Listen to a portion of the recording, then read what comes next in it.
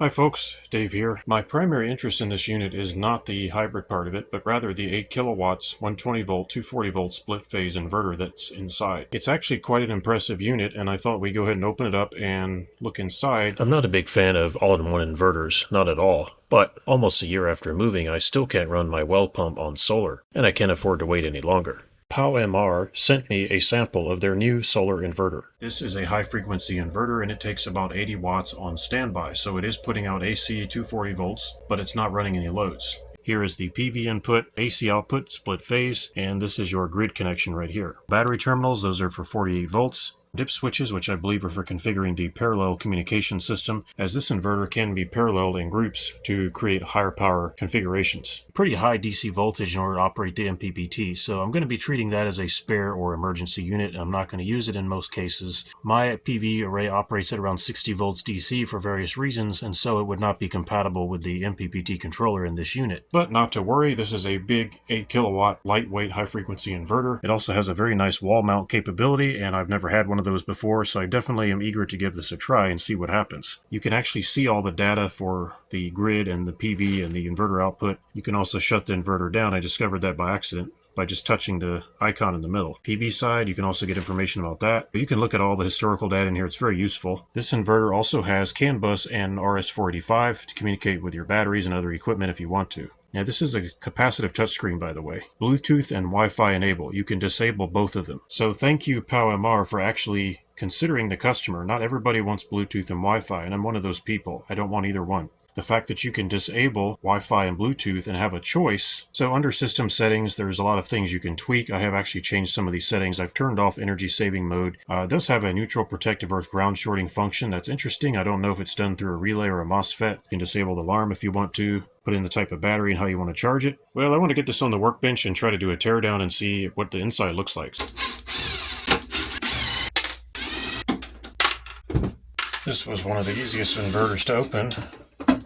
Not what I expected. So we're going to have a control panel here. That's the LCD passive touchscreen control, and there's a USB port. I'm guessing that's for firmware updates. That is actually the Wi-Fi or Bluetooth right there. You can see they have a cutout in the PCB for the RF to go through. That's probably going to be both Bluetooth and Wi-Fi. I'm not 100% sure, but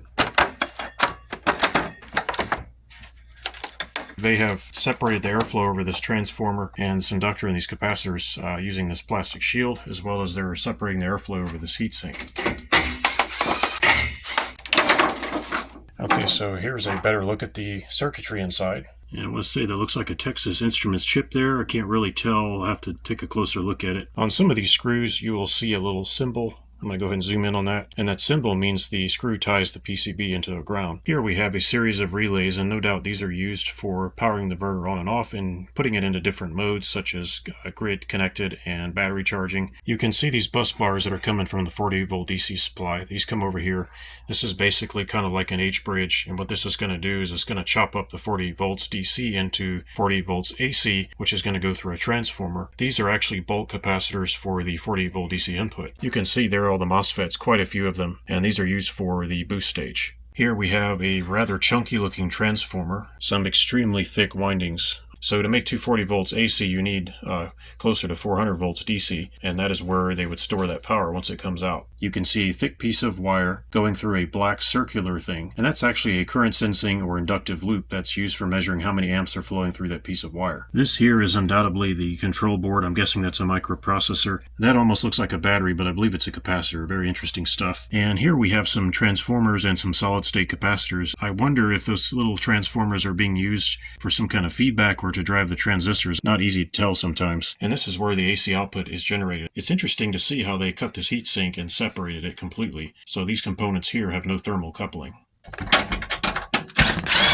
By disassembling the inverter side panel, I managed to get a shot of some of the power components on the heatsink. I think they're IGBTs, some of them. Just looking at the way the components are, it appears to me that the AC output comes through here and comes through all these filters and components before finally making its way to all the connections. Of course, we also have AC coming in the other way, potentially, if you're running this as an inverter charger, which I won't be doing. It looks to me like they have some surge suppression or lightning protection. Those little blue round things, I believe, are some kind of resistors, and I also find them on the AC side as well. I'm endlessly fascinated by electronics, and I've never seen actually those things there. Those look like some kind of fuses. They are labeled as F7 through 10, so that makes me think that they are. That odd-looking thing there on the circuit board is actually a current loop sensor. This is not just your ordinary current sensing shunt. It uses what is called tunnel magnetoresistance. Without getting too technical, it basically means that the resistance of the material changes based on a magnetic field. This type of sensor creates a much higher signal output, and its resolution and sensitivity is extremely high. These sensors are also very accurate, which makes them very useful in power conversion such as MPPT and inverters. This capacitor here is 600 volts DC, so almost certainly that is for the PV input. The MPPT functionality must live somewhere right around in this area here. It is interesting to me that only a single capacitor of this size is used for the PV input, but that's all there is. I don't see anything else. There's a lot of filtering components on this board that have to do with the AC output and probably even the input. I'm not going to go into too much detail there, but it's impressive to see all this copper. That is a filter as far as I can tell.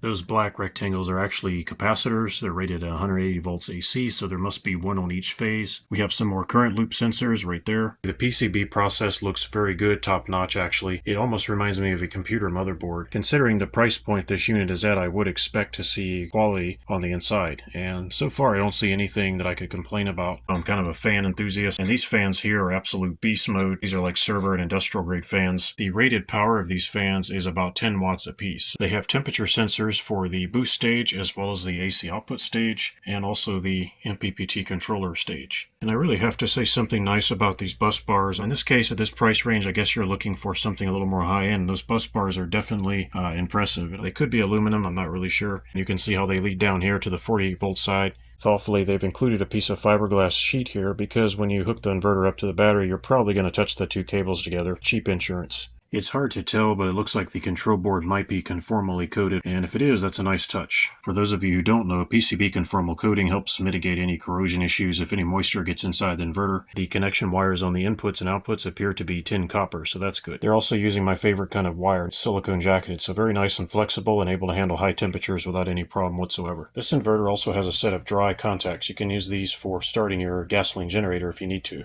And of course, there's the piezo beeper that sounds the alarm if anything goes wrong. I got the plastic shield back on. That took longer than probably anything else. Hope I got on there the right way. They have dust screens on the intake grill, which is important because with 20 watts of fans, you're going to be pulling in a lot of air. Once the dust gets inside the cabinet, it can impede the cooling process, which will then cause the fans to run more often, which will in turn bring in more dust. So this is my first time taking apart one of these gigantic wall mount inverters, and I have to say I'm pretty impressed. I think the build quality is fine, considering the price range, and I hope that it works as good as it looks. Now, how do I get this inverter running? Well, this is a little bit more complicated than your average off-the-shelf inverter. I have to create a tie-in point for my AC cables that go to my well pump and mini split air conditioner. However, I do want to give this thing a bench test and actually make sure that it runs. The only 48 volt battery I have available happens to be the one that's powering my 55 volts DC system. L1 and L2 feeding the outlets. I'm pulling a protective earth through this wire, through this alligator clip, and feeding that to the outlets, as well as the inverter itself. All temporary just to make sure this thing is working. As you can see, I've got two feeds of 120 volts. We're reading no open ground or anything like that. This outlet is L1 and this outlet is on L2. Unfortunately, I don't have a single 240 volt load I can connect right now, but I'll get there someday. This battery is being charged by solar right now, but there's no charge controller. That's because this is part of my 55 volts DC system that I'm building and developing.